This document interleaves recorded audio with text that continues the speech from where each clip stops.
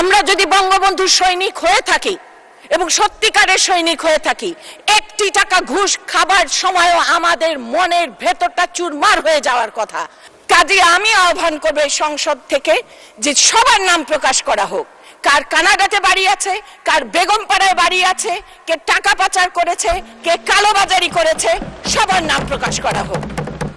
প্রথম মনে হয় যে সংসদের ইতিহাসে যেখানে সরকারি দল, বিরোধী দল এবং স্বতন্ত্র সংসদ সদস্যরা একই সুরে কথা বলবেন, কারণ একটি কথা আছে, সত্য যে কঠিন তারপরও সত্যকে ভালোবাসিলাম।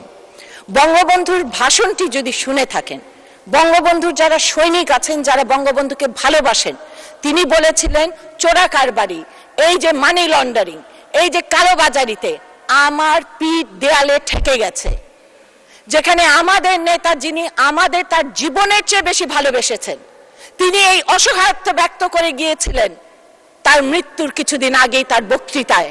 আমরা যদি বঙ্গবন্ধুর সৈনিক হয়ে থাকি এবং সত্যিকারের সৈনিক হয়ে থাকি, একটি টাকা ঘুষ খাবার সময়ও আমাদের মনের ভেতরটা চুরমার হয়ে যাওয়ার কথা, আমাদের তার পথ থেকে সরে যাওয়ার কথা। আমরা নিজেদের বঙ্গবন্ধুর সৈনিক হিসেবে দাবি করতে পারবো না, এমনটি চিন্তা করার কথা। এখন আমরা দেখি যে যার কথা বলা হলো এতক্ষণ, তিনি বললেন তার মন খারাপ হয়েছে দেখে তিনি একসঙ্গে 10টা বাড়ি কিনেছেন। মাননীয় স্পিকার, আমাদের মন খারাপ হলে আমরা বড়জোর দোকানে গিয়ে 2-1টা শাড়ি কিনে থাকি। যাই হোক, ওনার মন খারাপ হলে উনি অনেক বড় বড় কিছু কিনতে পারেন। আমরা কোনো কথা বললেই, কোনো কিছু বললেই যানবাহনের সিন্ডিকেট, রাস্তাঘাটে সিন্ডিকেট, বাজার নিয়ন্ত্রণে আসছে না সিন্ডিকেট, অমুকখানের সিন্ডিকেট, চালের গুদামে সিন্ডিকেট, বস্ত্র বিতরণের সিন্ডিকেট। এই সিন্ডিকেট কারা আমরা জানতে চাই, নাম প্রকাশ করা হোক, আমরা শুনতে চাই। কাদের পানামা পেপারসে নাম আছে আমরা জানতে চাই, প্যারাডাইস পেপারসে কাদের নাম আছে আমরা জানতে চাই। এর কারণ হলো এটাই যে আমরা বঙ্গবন্ধুর আওয়ামী লীগ করি, আমরা তার কন্যারা আওয়ামী লীগ করি। কাজেই আমরা চাই না যে 1টি 2টি 3টি লোকের জন্য আমাদের মতো যারা তাদের সমস্ত জীবন সততা এবং শপথ বাক্য রক্ষার জন্য ব্যয় করেছেন, তাদের গায়ে একটি ফোঁটা কালি লাগুক। কাজেই আমি আহ্বান করব সংসদ থেকে যে সবার নাম প্রকাশ করা হোক।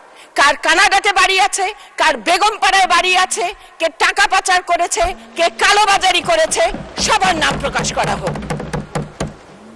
মাননীয় স্পিকার, একটু আগে আমাদের পরম শ্রদ্ধেয় টাঙ্গাইলেরই লতিফ চাচা, ওনাকে চাচা বলে এটাকে উনি বলে গেছেন, আসলে আমাদের ইশতেহারে যদি দেখবেন গুড গভর্নেন্সের কথা বলা হয়েছে।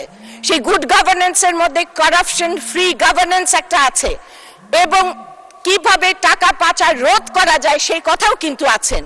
আমরা বিষয়গুলো অ্যাড্রেস করার জন্যই কিন্তু এই ইশতেহার প্রণয়ন করেছি এবং সেই অনুসারে আমরা কাজ করেছি। কিন্তু প্রবলেম হচ্ছে যে যখন শাখের করাত কাটে তখন এদিকেও কাটে ওদিকেও কাটে।